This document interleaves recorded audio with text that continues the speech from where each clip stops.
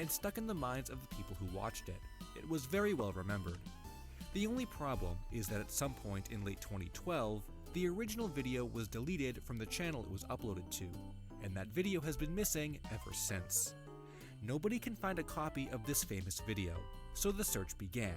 And there were many recollections online of the video, different ideas for where to look, and of course, the beginning of the On the Hunt channel in the Lost Media Wiki Discord server.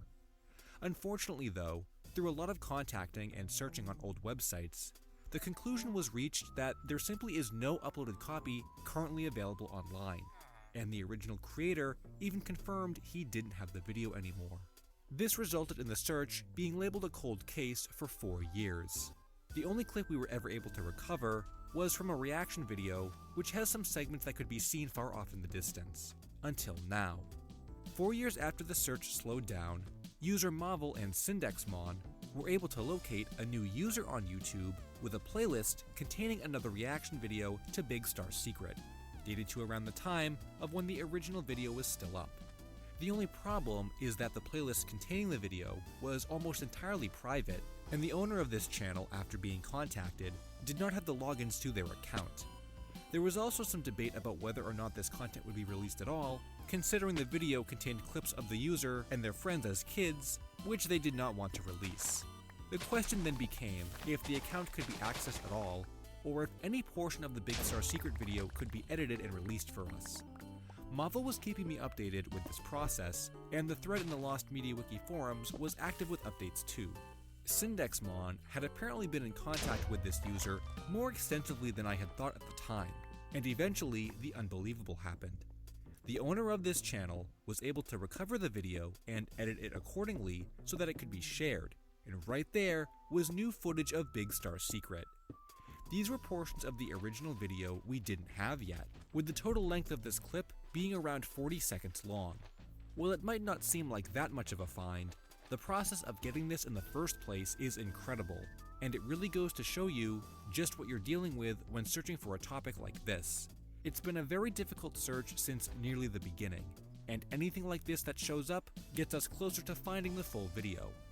Considering how widely remembered the video was, and even just the fact that we found 2 reaction videos to it so far, we still believe there's a chance someone out there could have a full copy saved and doesn't even know it's lost. This next topic is one that I'm surprised took so long to be found in its entirety, though I think that was partially because nobody actually knew or realized it was lost in the first place. I had heard about this one for years, but never viewed it through the lens of lost media, until rumblings made the rounds that we were missing content from one of the earliest relics of SpongeBob's history that has ever existed. This topic is none other than the Intertidal Zone, an educational comic book created by Steven Hillenburg, which acted as the foundation for SpongeBob as we know him today. For years, if you had searched up this comic online, it wasn't actually entirely lost, as there were plenty of wiki articles and some images of the comic itself. We had the title page and some other print media that discussed it, and of course, the pages featuring Bob the Sponge, a fan favorite when it comes to characters seen in the book. But if you just looked at this content, you'd find that a lot more is missing, and the screenshots don't really link together. And that's because whatever source they originally came from did not release the whole book online. This is particularly interesting for the fact that you can find some other pre-SpongeBob works by Steven online, like his 2 student films, which have been on YouTube for years. According to the Lost Media Wiki article, the book received no interest from publishers at the time, so it never had a large print run, and could be the reason why copies are so hard to find. So if you happen to go searching for this book yourself, you might have come across a thread from the Lost Media Wiki forums dated as far back as 2021, mentioning that the whole book remains lost. It wouldn't be until 2024 when an update was made showing a copy had been found. This came from storyboard artist Chris, who stated they recently received the book as a birthday gift from their friend, which led them to realize it's a piece of lost media, and plan to scan it online and make it available to everyone. Not long after that, the whole book was indeed uploaded and became available to the public for the first time. It was such a nice and coincidental find. I'm glad Chris was able to get it up not only as quickly as they did, but also without any questions asked. I'm not sure how many people out there even have copies of this, or if we would have been able to find someone back then that did. But it's kinda nice that we didn't have to go out of our way to either buy a copy off of someone or convince an older owner to upload it. It simply showed up when we least expected it, realized it was lost, and got to enjoy the whole book for the first time. I feel like it's been a really long time since we've talked about a lost pilot getting found, and this one I'm pretty glad to see resurface. While it wasn't necessarily one that a lot of people were searching for, it was something that we talked about in another video, and did have a dedicated fan base surrounding it.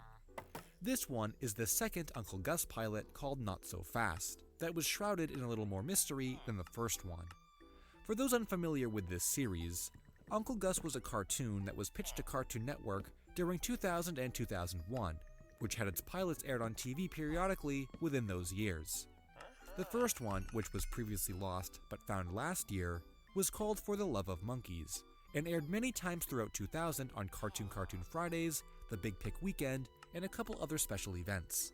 However, the show was not picked up at that time, and instead, a second pilot was made a year later, called Not So Fast, and was basically the show's second chance at getting picked up. This one was apparently only aired once on Cartoon Fridays in November 2001, and could be the reason for why it was so rare. It doesn't seem like there is any evidence indicating that it aired more than once, but there were so few people who even knew about this pilot, it wasn't surprising that nobody had come across a copy yet. Unfortunately, it was another one of those topics that would only be found on VHS tape, not only because of how easy that would theoretically be, but also because the creator, Lincoln Peirce, is impossible to reach, so we couldn't ask him about it at all. I saw some discussion in the forums about the topic, and a couple people were really dedicated, which is partially what got it found. In May 2024, user Jimmy Sprawl uploaded a full copy of the pilot after confirming it was recorded on a VHS tape from the day it premiered. It was really insane that someone who had recorded it back in 2001 not only still had the recording, but happened to be informed that it was lost and proceeded to upload it. It's this kind of find that can act as an example for other topics like Big Star Secret and even Slamfest 99, that you never know when lost media will show up or who could have it. It's also the dedication of the users who kept an eye out for this kind of thing and were able to discover a copy was out there in the first place. And as for other Uncle Gus lost media, I believe it's all been found, even the old Cartoon Network Flash games that heavily featured the character despite never getting his own series. The only mystery left for the Uncle Gus series is that rumored third pilot, which has intrigued me more and more with the more often it gets brought up. The Lost Media Wiki article only has a small mention of it, having been sourced from an interview with Lincoln Peirce himself, where he says that he wrote 3 shorts under the Uncle Gus title. We know 2 of them were the found pilots, but the third one is unknown. It's not clear if it only existed as a script or if it was animated, and like I said before, we can't reach Lincoln to ask him. Personally, I would be shocked if a third attempt to get the series off the ground was made, but Acclaim states that a Greek dub of the pilot was available on YouTube. If you ask me, that sounds fake, so I don't think it adds any credibility to the chance that another pilot does exist. The next topic in the video is one that's a little bit of a gray area surrounding its release, but I think it would be disingenuous to not talk about it. It happened, so I'm going to report. This is related to the completely unexpected release of a bunch of never-before-seen and unreleased pilots from Disney's TV animation. There isn't a whole lot of history to this story, as it happened without anyone expecting it, but back in April 2024, close to a dozen pilots from Disney cartoons like Fishhooks, Amphibia, and The Owl House were released online unofficially and without authorization. According to the thread in the Lost Media Wiki forums when this was all going down, the pilots originated from 4chan and were spread all over the internet. Re-uploads, archives, and even entire playlists started showing up containing all of the content. Now, the specific details of these releases are not known, but I've heard rumors that it might have something to do with the way Disney treats their TV animation, and releasing all of these in the way that they were was a sort of middle finger to Disney, though that's entirely speculation. And honestly, even if Disney was the best animation company in the world, anyone with access to these in the first place would probably get the desire to share them anyway, no matter the reason. According to more details in the Lost Media Wiki thread, it seems like the majority of these were taken down only a few days after being posted, and there was a lot of panic in trying to make backups. Checking the original playlist I was sent shows that even more of them have been taken down since their original upload, but I'm not sure if Disney took them down or if the uploader did themselves. I remember even right after hearing about it myself, there were a handful of pilots I couldn't easily find, so I wouldn't be surprised if people ended up getting scared after the initial hype died down and got rid of them before anything else happened. Aside from the fact that these were posted and that it's really cool to see so much behind the scenes content we likely never would have otherwise, it does open the door up to that debate about if leaks are a good or bad thing. No matter how you feel about the ethics behind it, in my opinion, I've always felt that it isn't in the spirit of lost media, kinda like using a cheat code in a video game. While nobody was probably going to search for all of the pilots that showed up, there definitely was already some interest in a few of the ones that were released. And now, copies are just dispersed online. That's just not a very good history for it to have, but it's only one side of the opinion, and someone else could argue that we wouldn't have gotten any of these in the first place without these uploads. Actually, we've searched for topics the right way, like me and my friends, and we were still prevented from getting certain material. So nothing is a guarantee, and it goes back to the idea of how far you'll go to get a piece of lost media released. It's been a while since we've had a kids show piece of lost media show up, so I guess this counts as one of the first bigger ones of the year, or at least one that people had been following along with, which is exactly how it ended up getting found. Last year, in another video, we discussed a series of shorts that aired on Nick Jr. as part of the My World series, called Downward Doghouse.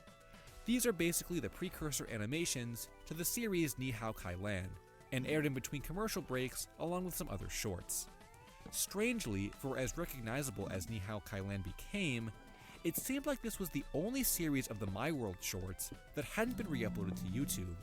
I've never found a complete list of all the different shorts that were aired on My World, but from a quick YouTube search at the time, it seemed like Downward Doghouse were the only ones missing.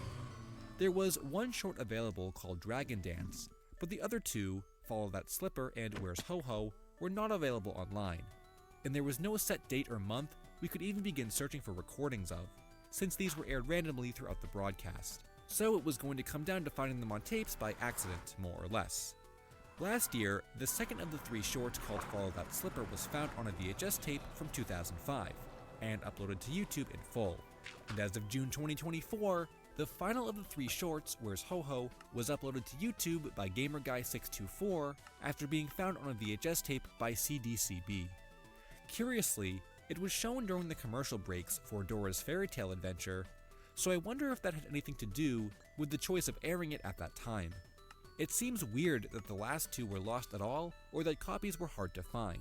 But it's very nice to see all three collected here, and if they're not already backed up, make sure you grab yourself a copy while you can. This is the kind of topic that you could revisit in another few months, and find that one of the videos was taken down or deleted. As for other Downward Doghouse lost media, there actually is still some more missing content from the series, as all three shorts did get separate dubs in the UK. Dragon Dance has been found for that one, along with a muted Follow That Slipper, but the audio for that one is still missing, and none of Where's Ho Ho has resurfaced from the UK either. Here's another little update for a search that's been covered in a few videos before, though unlike Downward Doghouse, these ones are not found in their entirety yet. No, it's not the Foster's Home Who's That promos, which are close to being found. Mac is the only one still missing, though we have no visuals for him yet. Instead, this covers a different Foster's Home and Ed, Edd n Eddy topic called Ed, Eddy, Eduardo. This was a really cool series of promos that replaced Eddie with Eduardo in clips of the Ed, Edd n Eddy episodes. The origin of this topic actually came from around the internet way before it gained any kind of attention in the lost media community, with old recollections from blog sites and wikis that recalled Eduardo making appearances with the Eds, but nobody knew anything besides that. For a while there wasn't even enough information available for us to confirm they actually existed, believing it might have been a fan creation or a false memory completely. But eventually, more evidence came forward to confirm they existed to some extent. But there weren't any visuals, and we weren't sure what the extent of the crossover was or what it even looked like, which was so fascinating to everyone. But eventually this topic did reach the Lost Media Wiki in 2022, where more discussion and awareness was put on them, until the first one showed up in 2023, after a user spotted one of these shorts in an encode of Billy and Mandy. While this one was only a partial upload, It did give us our first visuals and allowed people to get a sense of what to be on the lookout for. And thanks to that, a second Ed Eddie Eduardo short was found, this time in its entirety. In April 2024, user JVNKZ uploaded the short after finding it on an entire recording of Cartoon Network that they had on VHS tape. In this short, Double D and Eduardo talk back and forth about Double D's name. And interestingly, there was even a post in the Lost Media Wiki forums thread from 2 years ago that quotes this new promo exactly.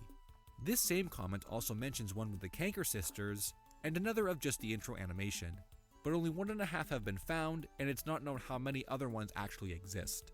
What makes this search so challenging is that we just don't know how often they were aired or when they aired, besides both of these found shorts having been dated 2006, so it might have been a mid-2000s thing only. And finally, we'll end with what is probably the biggest find of the past few months, and maybe the biggest find of the entire year so far.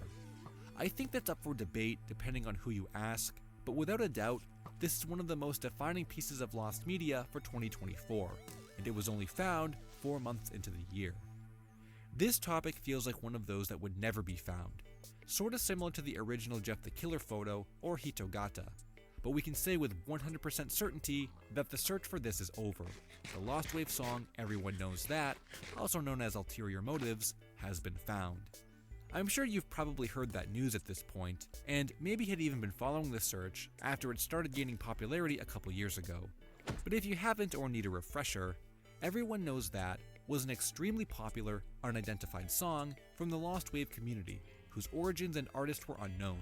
It was first posted on whatsthatsong.com in October 2021, where user Carl92 asked about its origins, claiming it was dated to the 90s when they had been learning how to capture audio through recording. It wasn't a lot to work with at the time, and for years people had been trying to source the music clip, which only lasted for 17 seconds, leading to a few prominent theories. The most popular and widely discussed of the theories was that the song was used in a TV commercial, and that the commercial itself was very rare, leading to no one having come across it. This was backed up by the fact that the recording emitted a frequency suggesting that it had been recorded from a CRT, adding to its validity. Though this theory led to an expanded one about the song itself, and broadened the search to other countries.